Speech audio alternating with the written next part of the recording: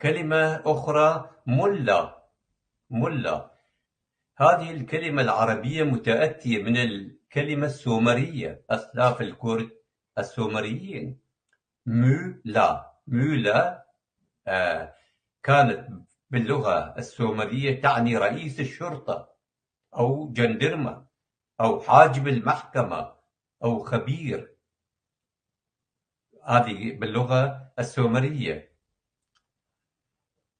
في منطقة الشرق الأوسط عندما كانت الأمية تسود فيها وكانت هناك قلة من الناس يعرفون القراءة والكتابة، فتم إطلاق لقب ملا على الرجل الذي كان يعرف القراءة والكتابة.